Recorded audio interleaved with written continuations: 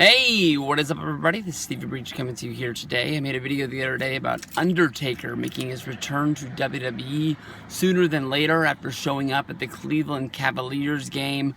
He was backstage with Dana Warrior as well as Michelle McCool, taking pictures with the players as well as presenting the Cleveland Cavs with the WWE Championship belt.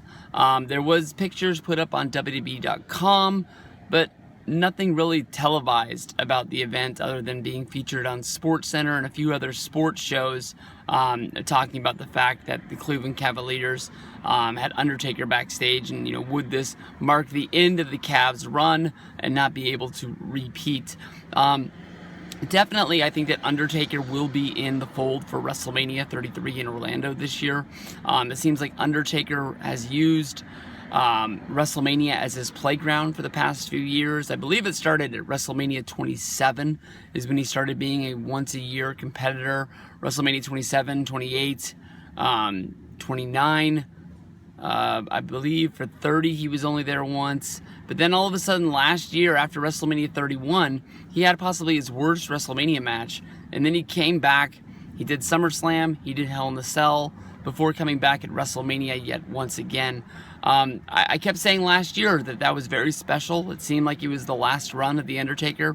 He even did that Survivor Series match where he and Kane teamed up, and seemed like it was the end of those two characters. And I thought that there was no better way to end The Undertaker's career by ending one of the best storylines that WWE has possibly run in the history of WWE, that being Undertaker and Kane. These two guys, their storyline never really has been screwed with. Every once in a while they brought Paul Bear back. They had Paul Bear turn on them.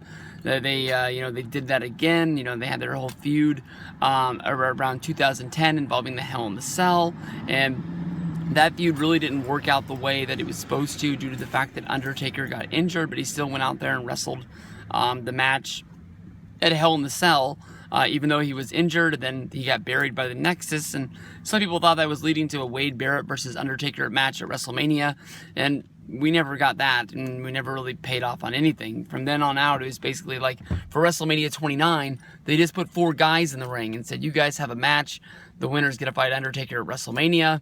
CM Punk won, and then all of a sudden Undertaker came out, they put a WrestleMania 29 logo on the screen, and that's all the build that CM Punk versus Undertaker got before the weeks went on.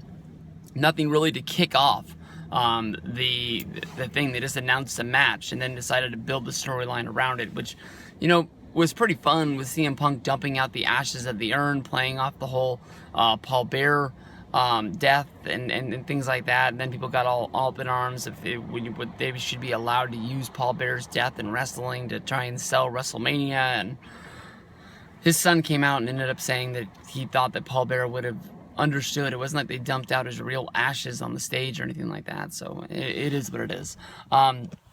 This year, I think that they've gotten to the point, there's only a few things that Undertaker can do that would be pretty cool at WrestleMania. He's already lost the streak. He's already had big matches. We've seen him just have a match at WrestleMania 31 that just didn't really mean anything.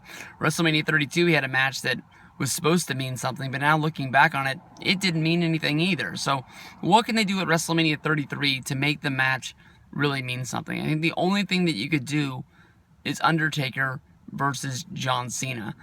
Finn Balor is hurt. I think that Finn Balor is a very valuable option that maybe if Undertaker's around WrestleMania 34, wherever that is going to be, maybe you could pair off, the Dead Man versus the Demon and pass the torch, I guess you can say, in the WWE universe to get us to that point. But Cena versus Undertaker is a match that has really escaped us since, I believe, 2002, maybe 2003, when they had their battle at, I think it was No Mercy, but I could be wrong.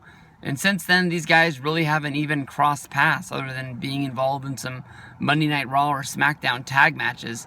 It's kind of weird how two guys that have been on top of the WWE for so long have been untouchable, but with the old brand split, Cena was on Raw, Undertaker was on SmackDown. By the time they got rid of the brand split, Undertaker really wasn't around that much, but it pushes John Cena to the point where he can have a match that somebody could really get behind and somebody could care about. You're going to be wondering about all WrestleMania week. You know, what are they going to do? Is Cena going to beat Taker, or is Taker going to beat Cena? Will Cena lay down for Taker and sort of take one for the team, or are they going to have to come up with some sort of creative finish where nobody wins and nobody loses? They end up having to fight off another group that comes out to beat them up, and then all of a sudden Undertaker and Cena are standing there in the glory, shaking hands and holding their hands up that they were able to win one off. I'm not sure how they play this off, but definitely it could be the easiest way of putting those shades of gray on John Cena, that he has to push himself to the limit to win the big one. Sort of like how, you know, he pushed himself to the edge for the WrestleMania 29 match against The Rock, because he knew that, you know, his whole year from WrestleMania 28 to WrestleMania 29 was down in the shitters. He won a match here and there along the way, but never really won the big one that really meant something. He had to win that one to put it on the shelf, to say that he still deserved to be on top of WWE. So Undertaker versus Cena is the match that I want to see at WrestleMania 33. I don't know if that's the direction that they're going to be going. It seems like Jim Ross on his podcast has been saying that he feels that if Undertaker retired, we would know about it. So at this point, if Undertaker really hasn't hung up the boots, he's going to be there, because Undertaker is WrestleMania. So we'll see what it comes down to. Peace out. I'll see you guys down the road.